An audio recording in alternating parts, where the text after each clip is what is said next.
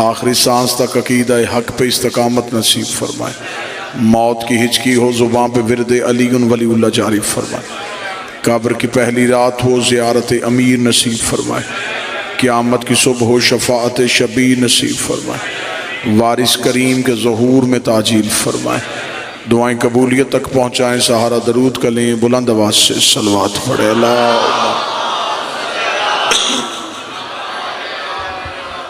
اجازت ہے ذکر شروع کیا جا سکے۔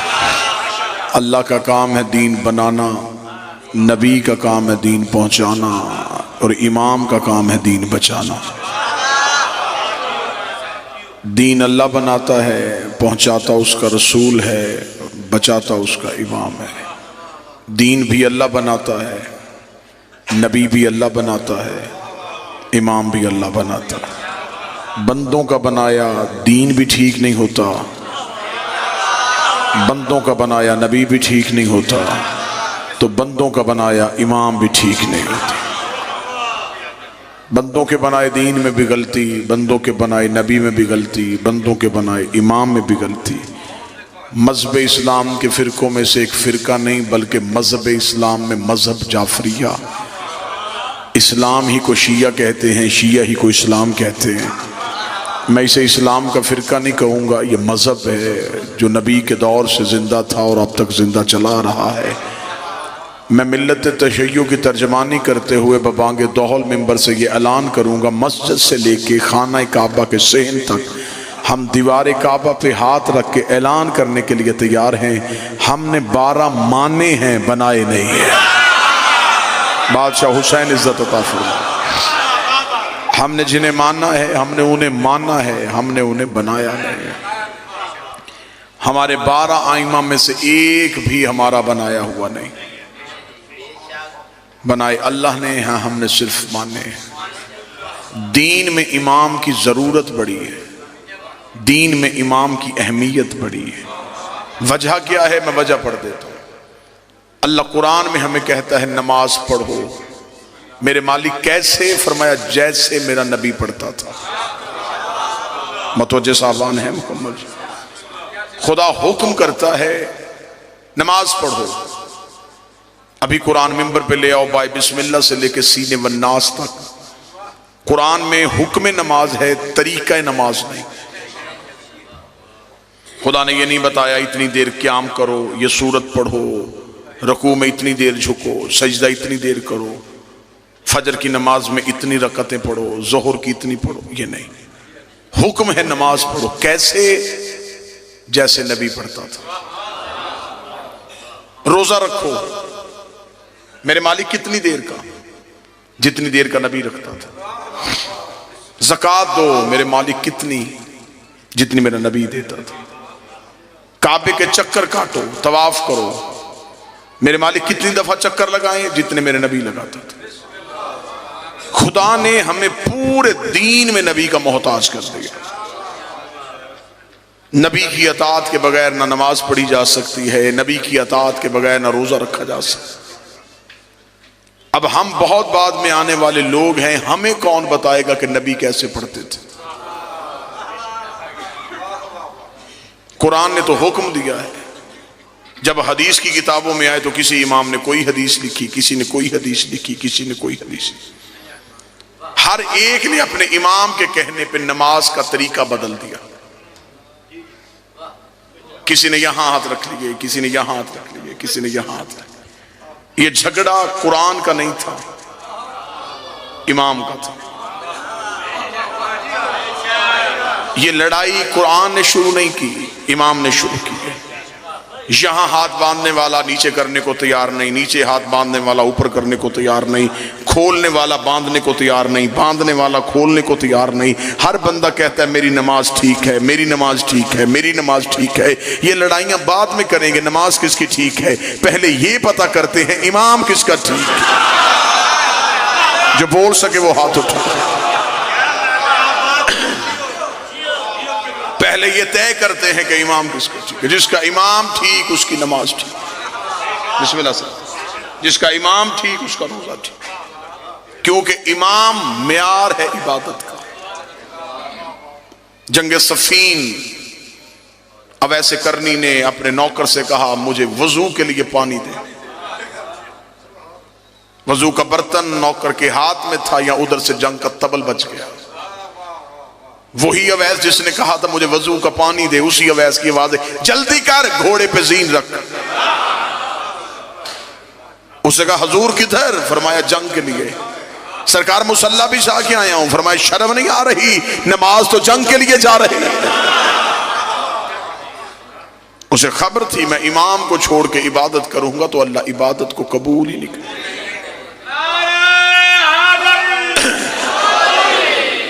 جو نتیجہ دینا چاہتا ہوں وہ نتیجہ جیسے جیسے آپ توجہ کرتے جائیں گے نتیجہ قریب ہوتا جائے گا. اب یہ کون بتائے کہ نبی نماز کیسے پڑھتے تھے؟ مذہب اسلام کے مختلف فرقے، ہر فرقے کا ایک ایک امام. جھگڑا ختم ہو سکتا ہے، لڑائی بہت آسانی سے ختم ہو سکتی ہے. جس نے جو امام لے کے آنا ہے ہم ماننے کے لیے تیار ہیں، لیکن کوئی اپنا امام نام سامنے رکھ کے بتائے کہ کیا اس کے امام نے نبی کو نماز پڑھتے دیکھا ہے؟ کیا اس نے نبی کو نماز پڑھتے دیکھا؟ لیکن جب ہم نے ان آئمہ کی ہسٹری پڑھی تو کوئی 70 سال بعد آیا، کوئی 80 سال بعد آیا، کوئی 95 سال بعد آیا، ایک سب سے آخر میں جو ہے وہ 125 سال بعد آیا. انہیں کیسے پتا تھا کہ نبی کیسے پڑھتے تھے؟ اب اس کا مطلب ہے مذہب اسلام کے جتنے فرقے ہیں انہوں نے جن اماموں سے پوچھا ان اماموں نے مصطفیٰ کو دیکھا نہیں، انہوں نے مصطفیٰ سے مذہب کو سنا اور سن کے آگے بتایا. اب ہم سے پوچھو کہ ہم شیعہ ہاتھ کھول کے نماز پڑھتے ہیں، ہم شیعہ روزے کا وقت ایسا کیوں رکھتے ہیں؟ ہم سے پوچھو کہ ہم نے دین کہاں سے لیا ہے؟ عزت قرآن کی قسم ہے ہم نے کسی سے سن کے نہیں لیا. رسول سجدے میں ہوتے تھے، یہ پشت پہ ہوتے تھے. رسول بازار میں ہوتے تھے، یہ کاندھوں پہ ہوتے. اہل بیت وہ ہیں جنہوں نے نبی کو تنہا نہیں چھوڑا. صحابی دین مکمل دے نہیں سکتا کیونکہ صحابی گھر کے اندر نہیں جا سکتا. نبی کی بیویوں سے دین پوچھ نہیں سکتے اس لیے کہ وہ گھر سے باہر نہیں آ رہے. پیچھے ایک ہی اہل بیت بچتے ہیں، نبی گھر میں تو یہ گھر میں، نبی بازار میں تو یہ بازار. پہلا نتیجہ آسان ہو گیا، دوسرا اس سے بھی آسان ہو جائے گا اگر توجہ یوں ہی رہی. دوسری چیز ہے جس سے دین پوچھا جائے اس کا معصوم ہونا ضروری ہے. دین ہمیشہ معصوم بتاتا ہے. معصوم کے علاوہ دین پوچھیں گے تو دین میں غلطی ہو جائے گی، غلطی ہو جائے گی تو دین غلط ہو جائے گا. جب دین غلط ہو جائے گا تو پھر نماز، روزہ، زکوٰۃ، عبادات ساری کی ساری غلط ہو جائے گی. بسم اللہ. اب دین کس سے پوچھنا ہے؟ معصوم سے. عزت صحابہ کے بل پاس کرواؤ، ناموس صحابہ کے نام پہ لوگوں کی گردنیں کاٹو یا گھر چلاؤ. کوئی مولوی میری آنکھوں میں آنکھیں ڈال کے بتائے صحابہ کی عزت ہے، اطاعت نہیں ہے. عزت ہے، اطاعت نہیں. اطاعت کیوں نہیں؟ اطاعت ہے معصوم کی.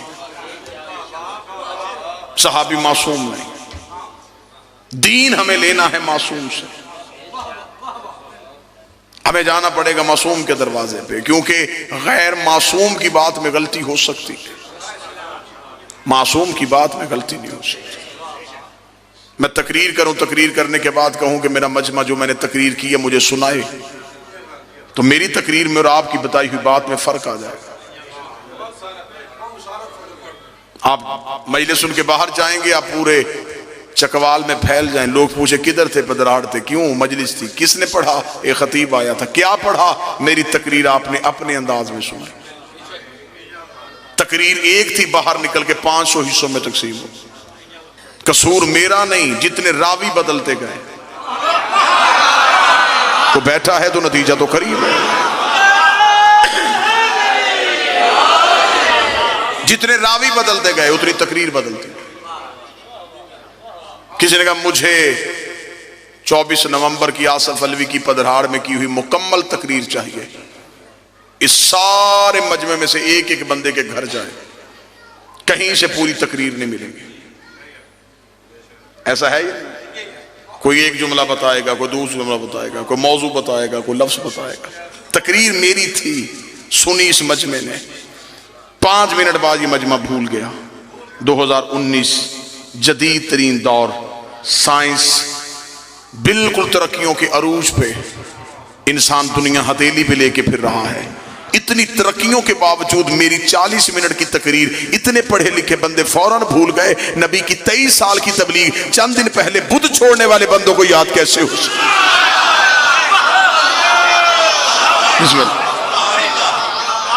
آپ میری بتائی ہوئی تقریر میں فرق ڈال سکتے ہیں، تو کیا انہوں نے نبی کی بات میں فرق نہیں ڈالا؟ آپ میری تقریر میں فرق ڈالیں گے تو کوئی مسئلہ نہیں بنے گا، لیکن جب انہوں نے نبی کی بات میں فرق ڈالا تو اس فرق نے فرقہ بنا دیا۔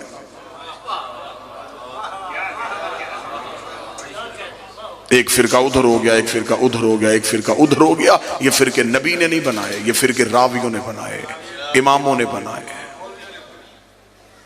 امام بتاتے گئے، امام نے کہا نہیں ایسے کرتے تھے، وہ جو فرق تھا اس نے فرقہ بنایا۔ اتحاد امت کی کوششیں ہو رہی ہیں، ہر ایک چاہتا ہے کہ مسلمان ایک ہو جائے، کوئی ایسا مسلمان نہیں جو یہ نہ چاہتا کہ مسلمان ایک۔ جب اتحاد امت کی بات کرتے تو ہر مسلمان ایک کہتا ہے اللہ ہمارا ایک ہے، نبی ہمارا ایک ہے، قرآن ہمارا ایک ہے، امت ایک کیوں نہیں؟ یہ سوالیہ نشان وہ مجمع میں چھوڑ کے چلا جاتا ہے، جواب نہیں دیتا۔ جواب میں دیتا ہوں، اللہ ہمارا ایک ہے، نبی ہمارا ایک ہے، قرآن ہمارا ایک ہے، ہم ایک اس لیے نہیں کہ ہمارا امام ایک نہیں۔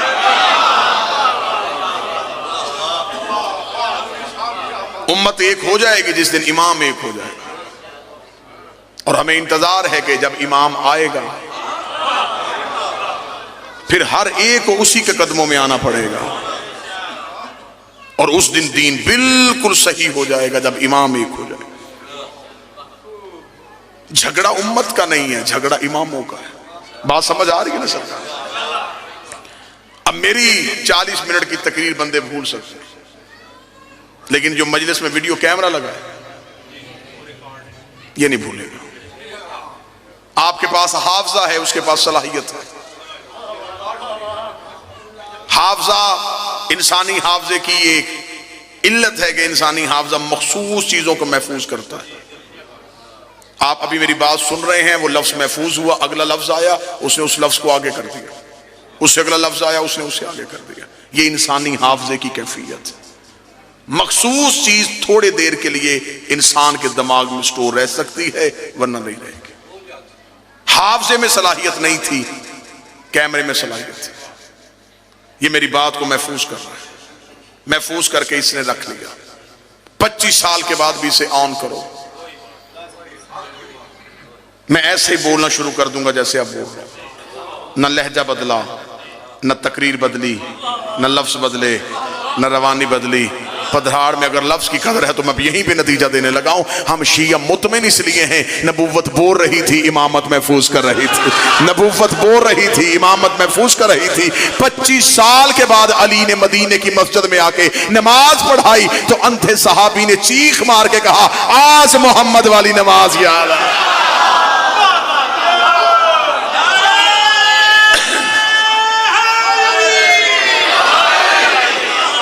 آج ہمیں نماز مصطفیٰ یاد آ گئی، آج ہمیں محمد کی نماز یاد آئی۔ کیوں؟ اس لیے کہ امامت میں غلطی نہیں تھی۔ زمیندار ذمہ دار زیرک چہرے میرے سامنے تشریف فرما ہے، خلافت والوں کے گھر میں لڑائی دکھا سکتا ہوں، امامت والوں کے گھر لڑائی نہیں۔ میں باپ بیٹوں کے ہاتھوں قتل دکھا سکتا ہوں، خلافت والوں کے گھر۔ حکومت کے لیے بھائی کا خون کرنا دکھا سکتا ہوں، لیکن خلافت والوں کے گھر حکومت کا لالچ تھا نا، تخت کا لالچ تھا۔ امامت والوں کے گھر یہ لڑائی نہیں۔ جاؤ جا کے شیعہ مذہب کی ساری تاریخیں چھان مارو، کسی امام کے 18 بھی بیٹے تھے، امام کے جانے کے بعد امامت پہ لڑائی نہیں ہوئی۔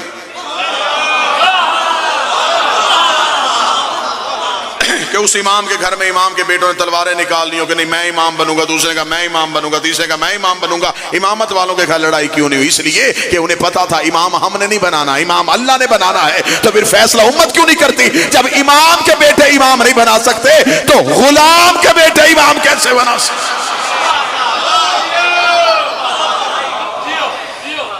امام چننا ہمارا کام نہیں، بنانا اللہ کا کام ہے، ہمارا کام صرف ماننا ہے۔ بادشاہ حسین ہم نے نبی کے بعد یہ نہیں دیکھا کہ تخت کس کے پاس ہے، ہم نے یہ نہیں دیکھا تاج کس کے پاس ہے، ہم نے یہ دیکھا منبر پہ کون ہے۔